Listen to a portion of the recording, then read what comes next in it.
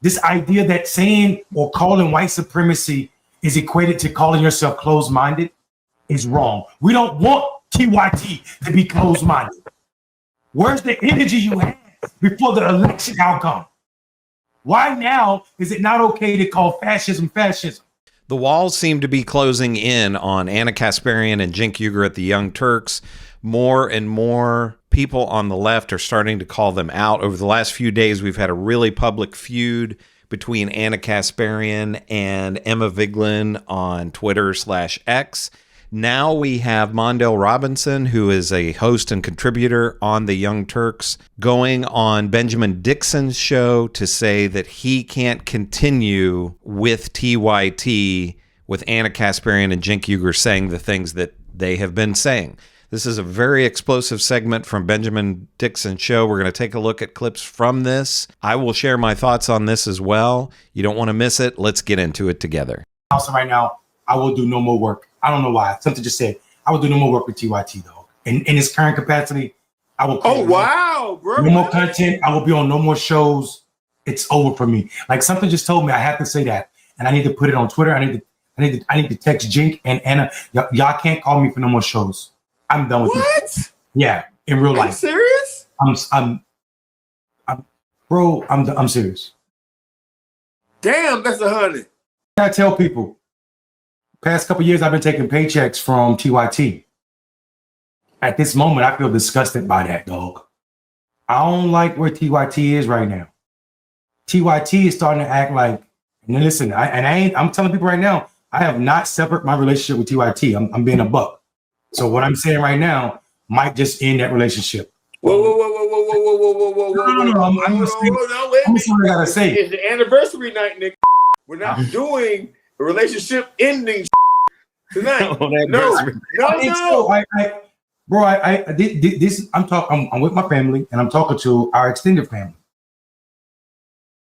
I don't really know what's going on over there, dog. Like I don't know if they had some kind of meeting or was it the Christmas party or what, where they decided that, yo, we need to do what the Joe Scarborough did that cost them so many viewers to say that we're going to cover Trump, Ana, and Cenk showing up in the way they showing up. Yo, it ain't worth for me. I'm never going to be quiet. So if they say, okay, you can't be on our shows no more, then I don't give a damn because I'm not going to be quiet about the way that they're showing up right now. You took too much. How are they showing up, Mondale?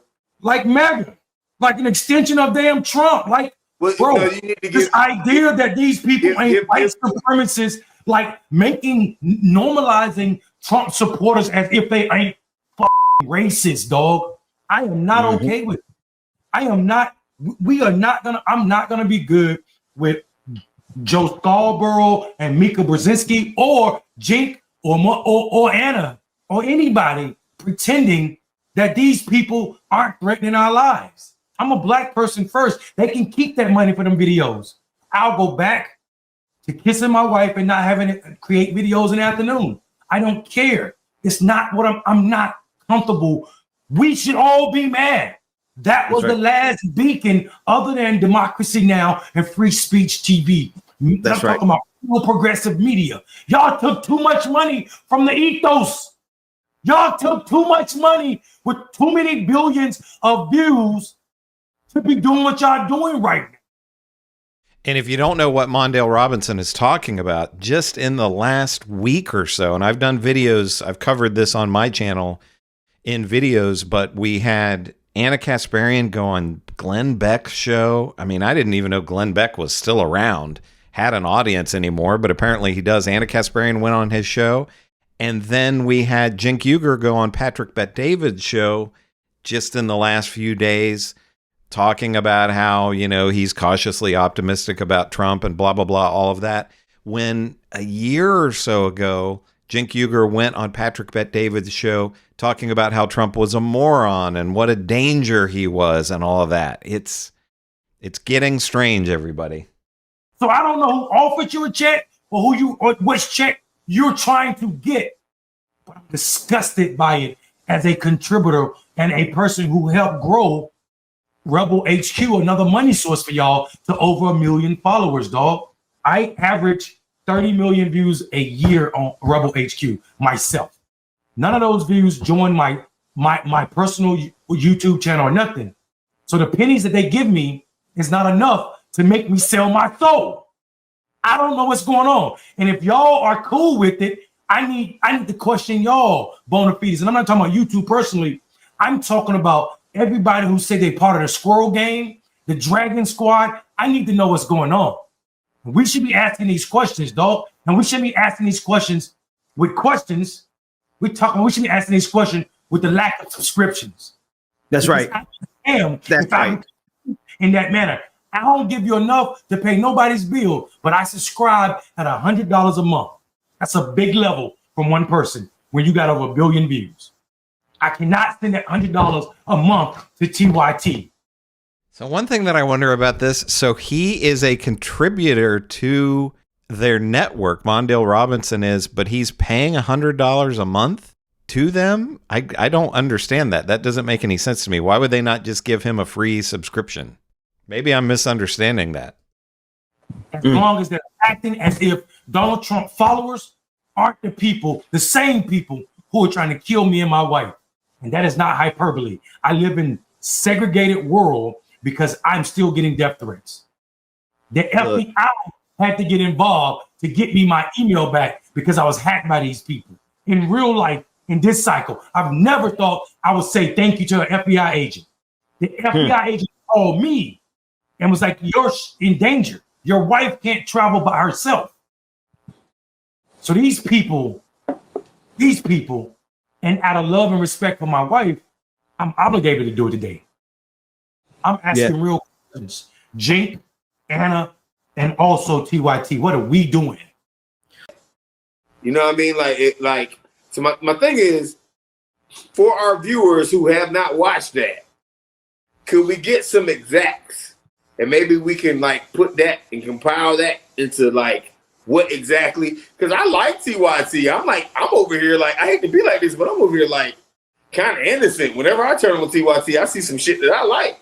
And I'm like, oh, yeah, well, because I don't watch them every day, all day. I don't watch. No, that's not what we're talking about. We're not talking about TYT. I mean, there are great progressive ideologies on TYT, right? Generally speaking, yes. But you cannot disconnect TYT from Cenk and Ana's behavior since this election happened. I've not seen anything bad from John Iderola. Let me know in the and I'm not watching John. There's not enough hours in the day to watch all these different channels, but I'm not watching John Iderola all the time. John Iderola seems still good. I mean, I've seen some arguments with him with Ana. Francesca Fiorentini is on the Young Turks from time to time. I think Francesca's great, and I think most people on the left agree with that. Is it just Ana and Cenk that are having these bad takes all of a sudden and seeming to want to reach out to the right? That's right. So this is specific talking points that these ain't talking points, but they doing videos, creating content, talking about, well, I met one person who changed my heart. He's a Trump voter, and he wasn't I don't care about that, dog. We know what's going on. There have been real thought leaders, people who are professors at college who White Rule Rage was written this election cycle. And those brothers who wrote that, 2 white professors from the University of Maryland and other spaces, and yeah. So let's just leave it there. Who articulated what it means to be a Trump supporter? I'm not okay with it, dog. And I think this idea that saying or calling white supremacy is equated to calling yourself closed-minded is wrong. We don't want TYT to be closed-minded. Where's the energy you had before the election outcome? Why now is it not okay to call fascism fascism? Why now is it not okay to call these people who won't even question or saying that J6ers are heroes and hostages? Why is Mondale and Ana, Ana's doing this though? Ana's father going. Ana's leading the way in it. Hang on, I don't pull up a. Wow, bro, really? I didn't hear enough of what she said. What did she say? There you go. Just being on Glenn Beck is different. If you're going Glenn Beck and cussing his ass out, talking about individuals. And I'm not trying to make up for nobody. I'm just listen, Marcus, listen. All right. Here we go. In reality, we're talking about individuals whose politics is mostly based on, you know, some fringe issue or some cultural issue that they have.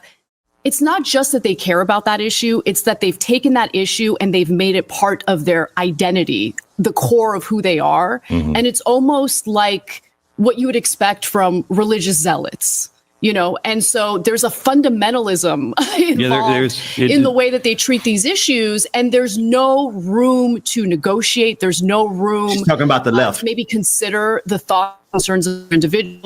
Ana Kasparian is sitting there with Glenn Beck, a religious zealot, a right-wing religious zealot, talking about how left-wingers are religious zealots. And so as they become more and more kind of like authoritarian in what they demand, they are pushing people away. And there are some issues in which the rights of one group might actually end up conflicting with the rights of another group, depending on what type of legislation you're pursuing. And so, of course, this has come up with the trans issue. And I've always been supportive of the transgender community, but when the rights of transgender people, particularly transgender women, start to cause some tension with the rights and freedoms of women or the perceived safety of women, well, let's have a conversation and avoid assuming the worst of the people who want to have that conversation. White women are in danger. Bro, listen, let me tell you something. This woman, that statement in itself is so dangerous. And that ain't even it. Like, if you just pull up some of the stuff she put on her Instagram, all of that, it's crazy enough, bro. I am disgusted with this willing to play games. And the fact that they're saying that we are zealots, we are religious zealots on the left. Come on, bro. To Glenn Beck, Glenn Beck, right? The king of religious zealotry in conservative media, right here. But it's not that they're going on these platforms. It's that they're going on these platforms and they're trying to make nice with people who are literally trying to destroy not only democracy, because some people don't care about democracy. I do. But they're also actively trying to destroy the lives of 20 million of the migrant working class. Right. Let's not talk about all the everyone they're going to what they're doing with Obamacare, what they're doing with Social Security, what they're doing with Medicare, what they're doing with Medicaid. That's just the surface of it. The 50% of federal employees they're getting ready to boot out. You know how many black people that's going to hurt? Right. So they're going to platforms making nice with people who have the most nefarious intentions for us at the moment. And thank you for saying the way you did, Mondale.